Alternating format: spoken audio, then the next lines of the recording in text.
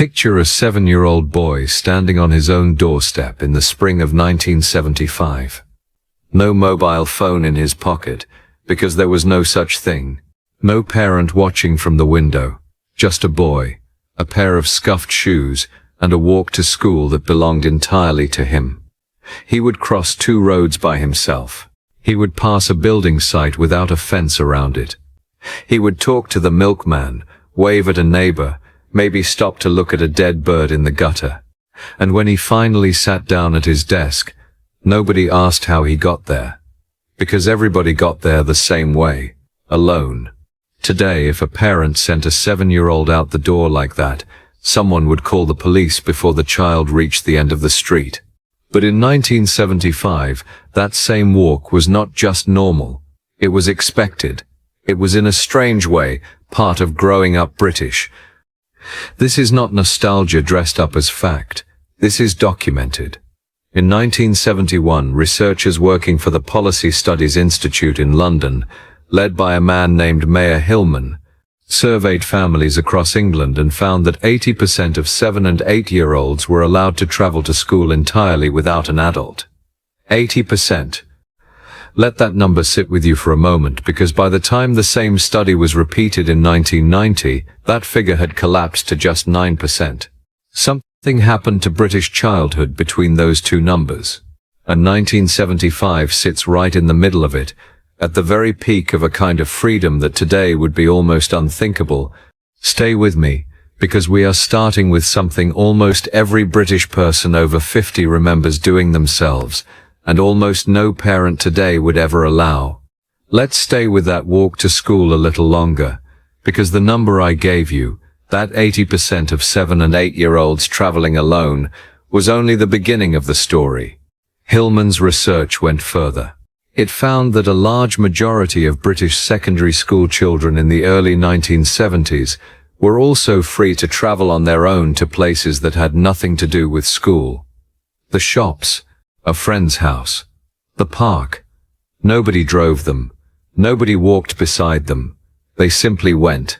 And once school finished for the day, the freedom did not stop. This is where a phrase from that era becomes important: the latchkey child. It describes something extremely common in 1975. A child who came home from school to an empty house because both parents, or a single parent, were still at work. That child would let themselves in with their own key, hung on a piece of string around their neck so it would not get lost, and they would be alone in the house for an hour, sometimes 2, before anyone else came through the door. No neighbor was assigned to check on them. No app pinged a parent's phone the moment the front door opened. The kettle got put on by an 8-year-old. Homework got done, or more often, ignored in an empty kitchen. And when a parent finally walked in from a factory shift or an office job, they simply asked what had happened at school that day. The same way parents do now. Nobody thought to ask whether the child had been safe alone in the house, because being alone in the house for a few hours was simply what happened after school. Outside, on the streets and the waste ground beyond the houses, things were even less supervised. Building sites in the middle of a housing estate, often left completely unfenced, became unofficial adventure playgrounds. Children climbed over half-built brick walls, walked along wooden scaffolding planks, and played among stacks of loose timber and exposed pipework. There was no risk assessment. There was no site manager chasing them off, most of the time. If a child fell and scraped a knee, they got a plaster and a telling off for going there in the first place, and then they went right back the next day. This was not recklessness on the part of parents. It was the accepted shape of childhood itself. Britain in 1975 simply had not yet built the idea that every hour of a child's day needed to be accounted for by an adult. And that idea, once it did arrive over the following 2 decades, changed the country so completely that most of what we are describing now would be genuinely alarming to a parent raising a child today. But walking alone and coming home to an empty house were only the gentle end of what 1975 considered normal. What happened inside the classroom was, for many children, a great deal harder to live through. Walk into almost any British state school in 1975, and there was a good chance the head teacher's office or a cupboard nearby held a cane, sometimes a slipper, sometimes a wooden ruler or a leather strap, depending on the school and the region. And it was not hidden away out of shame. It was a known, accepted, entirely legal tool of classroom discipline. Corporal punishment in British state schools was not banned until 1986. Read that again. long. A child starting primary school in 1975 could, in theory, still have been legally caned right up until the moment they left secondary education, more than a decade later. The law that finally ended it passed through the House of Commons by the narrowest possible margin, 231 votes to 230, on the 22nd of July 1986. It came into effect the following year. And even then, the ban only applied to state-funded schools. Private schools where parents paid the full fees were allowed to continue caning children until 1998. In 1975, none of that reform had happened yet. A boy talking back to a teacher, a girl caught passing notes, a pupil who had not done their homework, any of these could, depending on the school and the teacher, result in being sent to the front of the class to receive several strikes across the palm or the backside with a cane. Other children watched. Nobody called social services. Nobody's parents sued the school. In many households, if a child came home and admitted they had been caned, the reaction from a father or mother was not outrage at the school. It was often a second punishment at home for having misbehaved in the first place. There was resistance building even then, quietly, in the background. A campaign group with a memorable name, the Society of Teachers Opposed to Physical Punishment, had been lobbying against the practice since the early 1970s. Two Scottish mothers, Grace Campbell and Jane Cosens, took their objection all the way to the European Court of Human Rights, arguing that beating children against their parents' wishes violated their basic rights. In 1982, the European Court agreed. That ruling put pressure on the British government that eventually forced the change 4 years later. But in 1975, none of this had landed yet. The cane was simply part of school life, as ordinary as the bell that rang between lessons. Children who are now grandparents can still describe in precise detail the exact sting of a particular teacher's stroke, which classroom it happened in, and which of their friends stood nearby saying nothing, because saying something was not really an option that existed. What made the caning culture of 1975 even more striking was how normal it looked from the outside. This was not some dark secret confined to strict boarding schools for the wealthy. It was standard practice in ordinary comprehensive schools, in village primaries, in inner-city secondary moderns. A teacher did not need a formal hearing or a signed parental consent form. In most cases, a teacher simply decided, in the moment, that a strike of the cane was the correct response, and it happened. Compare that to a British classroom today, where a teacher can face suspension for raising their voice too sharply at a child, let alone laying a hand on one.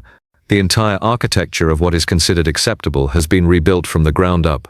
Safeguarding officers, behavior policies, recorded incident logs, parental notification requirements within hours of any physical contact. None of this existed in any form in 1975. A teacher's word was close to final, and a child's account of events carried very little independent weight against it. This is not being presented here to shock you for the sake of shock.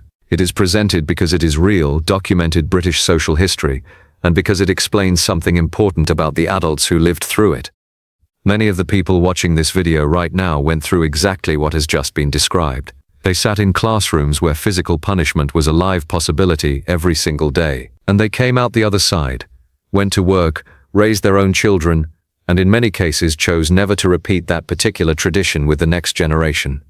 That last point matters. The generation raised under the cane were, in large numbers, the same generation that eventually campaigned to abolish it, both from their own memories of fear in the classroom, and from watching their own children grow up in a Britain that was slowly, unevenly becoming gentler in how it treated its youngest citizens. But schools were not the only place where a 1975 childhood carried physical risk that would be unthinkable today. Some of the biggest dangers were not inside the classroom at all. They were sitting right there in the family car, every single time that car pulled out of the driveway. If you have not subscribed to this channel yet, now is a good moment to do it. We bring you real, well-researched stories about British life in decades gone by. The kind of everyday detail that history books tend to skip over. Hit subscribe so you do not miss the next one. And while you are here, leave a comment telling us whether you remember any of what we have covered so far. Whether it was the walk to school alone, the empty house after class, or the cane waiting in the cupboard. And if this video is bringing back memories for you, give it a like and share it with someone who lived through the same Britain. Picture a family setting off for a day trip to the seaside in 1975. Mum and dad in the front, 3 children in the back, none of them wearing a seatbelt, because for most of them, the car simply did not have one fitted in the rear seats at all. One child kneeling backwards on the seat to look out of the rear window at the road behind. Another lying flat across the parcel shelf under the back windscreen, using a rolled-up coat as a pillow. Nobody thought this was dangerous. It was simply how a family traveled. The legal history here is worth knowing precisely, because it shows just how far behind the safety curve 1975 really was. Front seat belts had only become compulsory equipment in new cars from 1968. But fitting a belt and actually being required to wear it were two completely different things. It was not until the 31st of January 1983, 8 years after the period we are describing, that wearing a seatbelt in the front of a car finally became a legal requirement in Britain. And for the back seat, the wait was even longer. Rear seatbelts only became compulsory equipment in 1986, and it was not made a legal requirement to actually wear one until 1991. So in 1975, a child in the back of a British family car was, in the eyes of the law, entirely unrestrained, and that was completely legal. Successive governments through the 1970s proposed seatbelt legislation and repeatedly failed to pass it, caught between road safety campaigners and politicians who argued that forcing adults to wear a belt was an intrusion on personal freedom. While that argument dragged on in Parliament, an entire generation of British children grew up travelling in cars with essentially no protection at all if something went wrong. Some families went further still. It was not unusual, particularly on farms or in rural areas, for children to ride in the open back of a pickup truck, wind in their hair, holding onto the side rail on proper public roads. Others rode standing up through the sunroof of a car on a warm day, waving at pedestrians. On short journeys, especially into town, 3 children might be squeezed onto the front bench seat next to the driver, with the smallest one sitting directly on an adult's lap, close enough to the windscreen to touch it. None of this was seen as neglectful parenting. It was simply what a car was for, and how a family fit into one, in a Britain that had not yet decided, by law, that a child's body needed to be strapped down every time a vehicle moved. Long government did try to change attitudes before the law eventually forced the issue. In the 1970s, a road safety advertising campaign with the slogan "Clunk Click Every Trip" encouraged drivers to buckle up voluntarily. But a catchy slogan on the television could only do so much against a culture where seatbelts, when a car even had them fitted in the back, were treated as an optional extra, something you might use on a long motorway drive but rarely bothered with for a 5-minute trip to the corner shop. The resistance to compulsory seatbelt laws throughout the 1970s was not really about safety at all. It was philosophical. A vocal group of politicians and members of the public argued that what a person did or did not do to protect their own body inside their own car was nobody's business but their own. Now hold 2 facts in your head at the same time. Throughout the 1970s and into the 1980s, the volume of traffic on British roads nearly doubled. And yet, over roughly that same period, child deaths on the road nearly halved.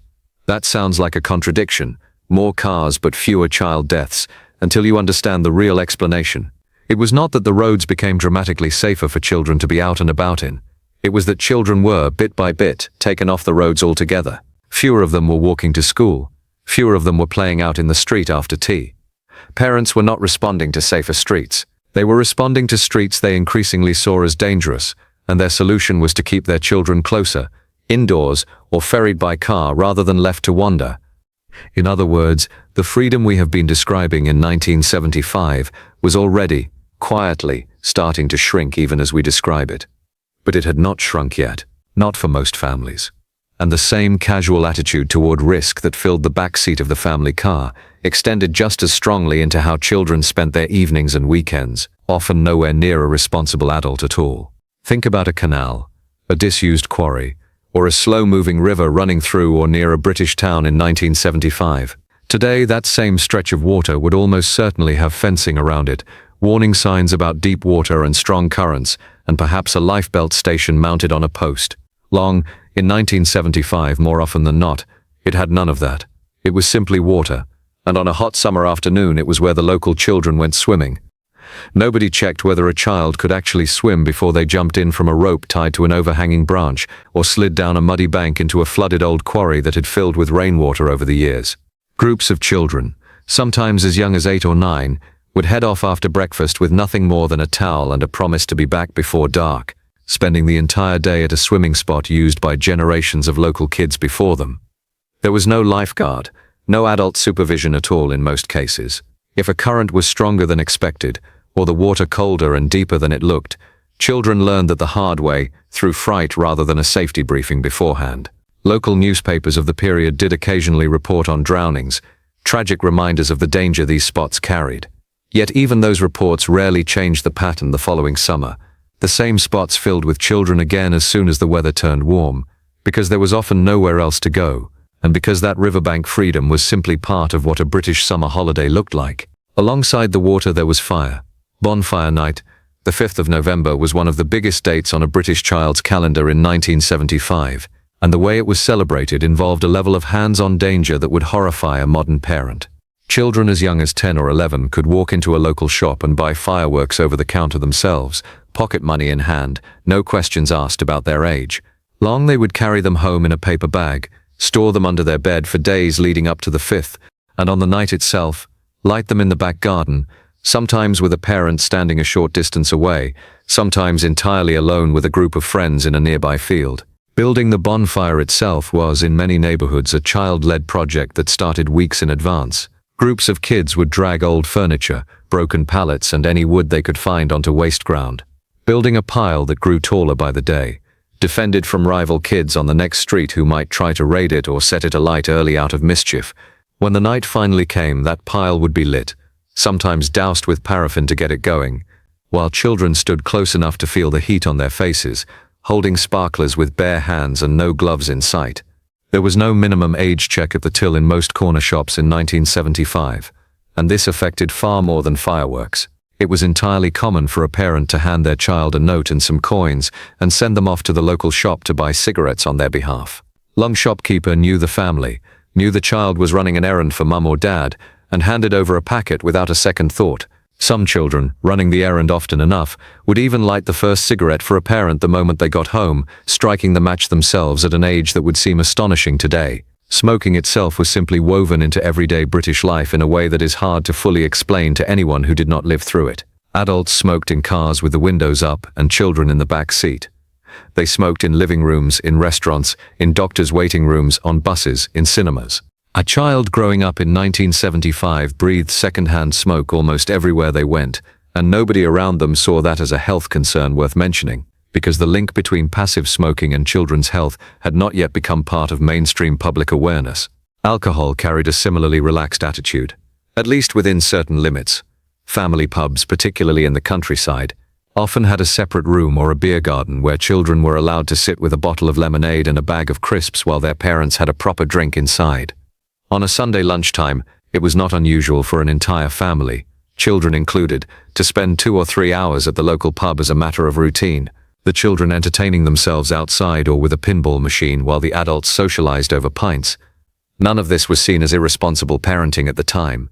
It reflected a Britain where the boundary between the adult world and the child's world was far thinner than it is now, where children were expected to be present in adult spaces, to run small errands that involved adult products, and to understand from a fairly young age how to behave around cigarettes, ashtrays, and pub bars without anyone treating that exposure as something requiring protection. Even school itself did not fully shield children from these adult habits. Staff rooms were thick with cigarette smoke, and it was not unusual for a teacher to light up while marking books at their desk during a free period, door left open. Older secondary pupils, in some areas, had designated smoking spots of their own on the school grounds, an arrangement almost impossible to imagine at a British secondary school today, where even vaping near the gates can trigger a formal meeting with parents.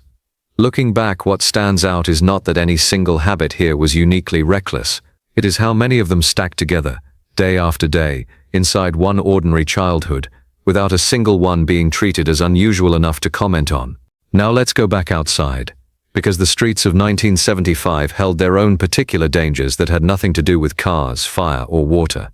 Derelict buildings, abandoned factories, and old bomb sites left over from the Second World War were still scattered across many British towns and cities, and to a child, they looked less like hazards and more like the most exciting playground imaginable.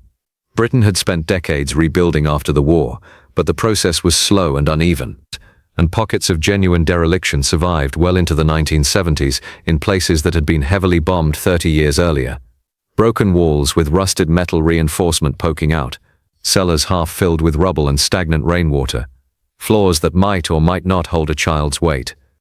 These places had no fencing, no warning signs, and certainly no adult supervision, and yet they were exactly where groups of children chose to spend entire afternoons exploring, building dens, and playing elaborate games of war that echoed, without any of them fully realizing it, the very conflict that had created the ruins in the first place.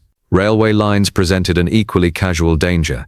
Many children in 1975 grew up within walking distance of an active line, and it was not unheard of for groups of them to walk along the embankment, collect train numbers as a hobby known as train spotting, or even lay coins on the track to be flattened by a passing train, only running clear at the very last moment. Level crossings without barriers, common on quieter rural lines, were crossed on foot by children heading to school or to visit friends, judging the gap between trains with nothing more than their own eyes and ears. Toy weapons added another layer of rough-and-tumble play that would raise real concern today. Cap guns that produced a genuine bang and a small puff of smoke were standard birthday and Christmas presents for boys throughout the decade. Children ran through gardens and streets in elaborate cowboy and war games, firing these toys directly at each other's faces from close range, something that would immediately be confiscated by any parent or teacher paying attention now. Catapults, homemade from a forked stick and a strip of old bicycle inner tube, were another common possession, used to launch stones at tin cans, at birds, and occasionally, in the heat of a childhood argument, at each other. None of these activities were secret. Parents generally knew in broad terms where their children spent their days, and chose not to intervene because this was simply what an active, outdoor, unsupervised childhood looked like. The risks were real, and injuries did happen, cuts, bruises, the occasional broken bone. But the response to those injuries was rarely to stop the activity altogether. It was to patch the child up, tell them to be more careful next time, and send them back out the following day. Bicycles were the other great engine of 1975 freedom, and here again, the absence of protective equipment was total. Cycle helmets, now considered basic common sense for any child on two wheels, were essentially unheard of in Britain during this period. There was no legal requirement to wear one, and the vast majority of families did not even own one, because the culture around cycling simply had not developed that level of caution yet. A child of 8 or 9, given a bicycle for their birthday, would typically be allowed to ride it well beyond the confines of their own street within weeks of learning to balance. Whole gangs of children on bikes were a common sight on British roads throughout the summer holidays, weaving through traffic on high streets, riding several miles from home to visit friends in the next village, or cycling out to the countryside for the entire day with sandwiches wrapped in greaseproof paper stuffed into a saddlebag. Nobody accompanied them. Nobody knew their exact route. The unwritten rule was simply to be home by tea time, or when the streetlights came on, whichever came first. Hitchhiking, too, was a far more casual and accepted practice in 1975 than it would ever be considered today, and it was not confined to adults.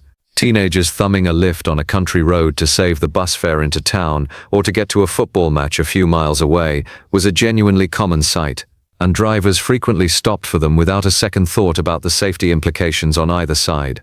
Parents of teenagers hitchhiking home from a friend's house late in the evening might not even know that method of travel had been used because it simply was not treated as remarkable enough to mention. Older children and young teenagers were also given a surprising amount of responsibility around paid work.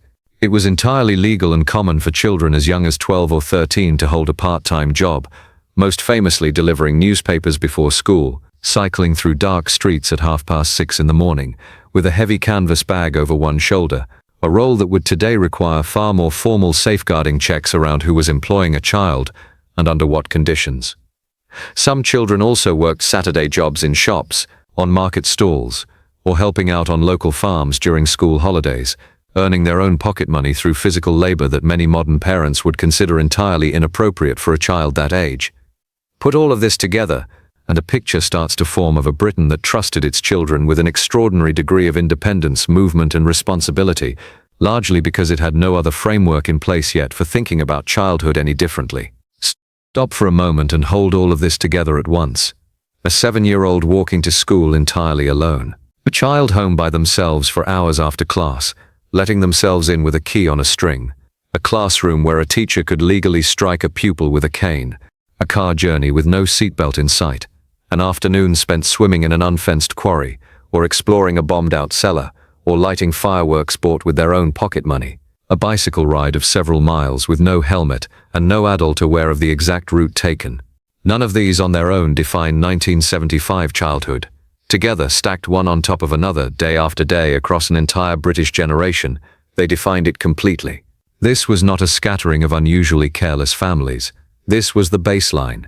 This was what raising a child looked like across the whole country. From working-class terraces in industrial towns to comfortable suburban semis, largely regardless of income or background. So what actually changed? Why did a country that accepted all of this as ordinary in 1975 end up, within about 2 decades, treating almost every item on that list as a form of parental failure? Part of the answer lies in exactly the kind of research we quoted at the start of this video. When Meyer Hillman and his colleagues published their follow-up study in 1990, showing independent mobility had collapsed from 80% to 9% in under 2 decades, it forced a national conversation about what had actually driven that change. Their conclusion was not that the streets had become more dangerous in reality. Traffic had grown enormously, yet child road deaths had fallen. Their conclusion was that fear itself, amplified through media coverage of the rare but horrifying cases that did happen, had reshaped what parents were willing to allow, far more than any actual change in day-to-day risk.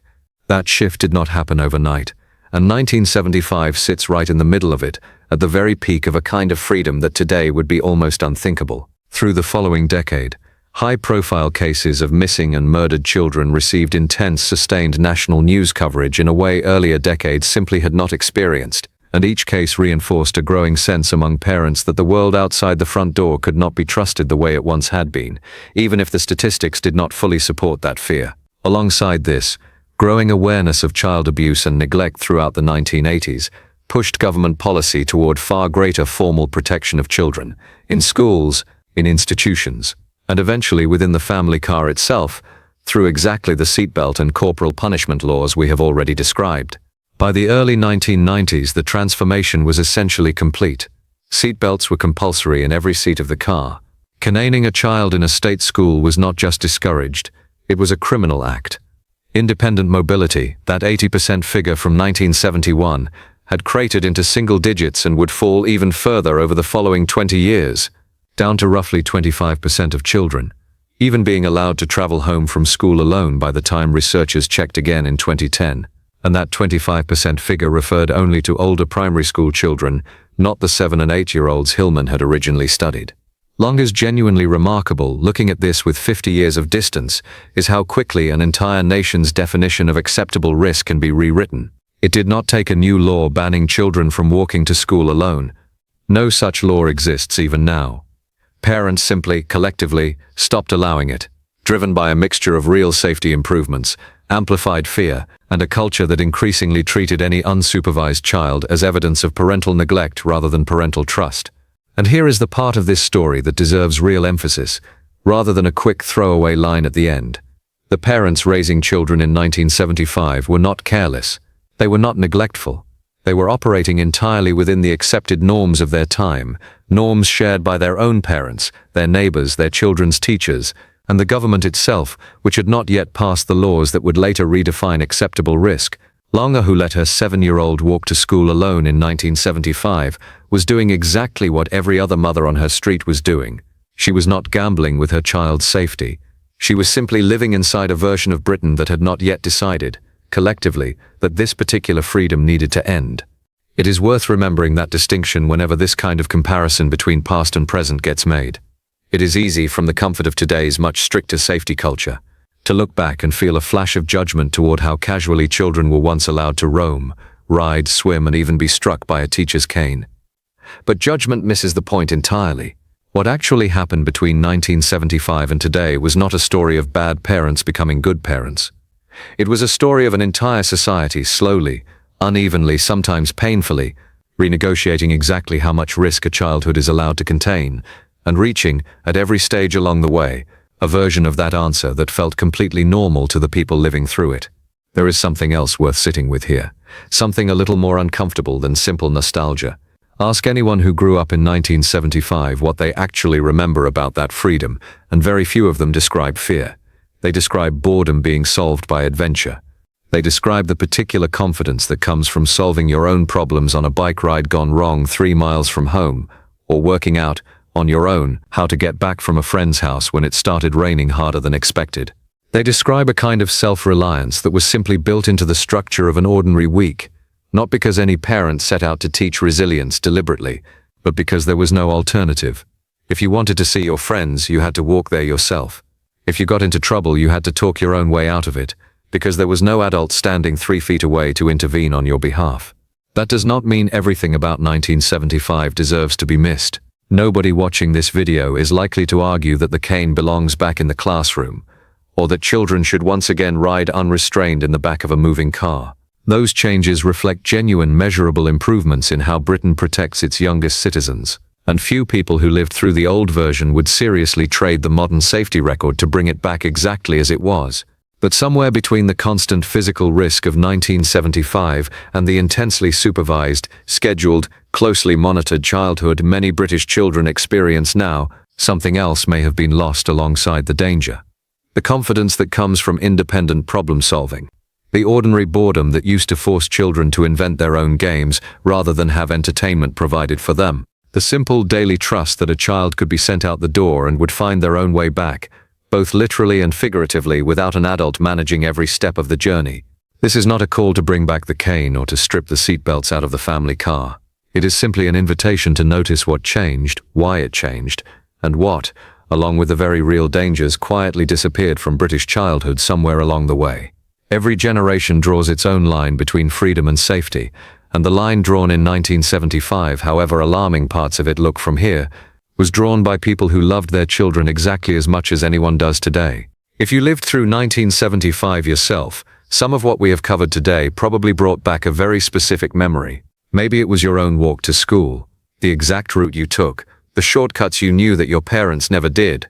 Maybe it was the sting of a cane across your palm in a classroom you can still picture perfectly, down to where the teacher stood.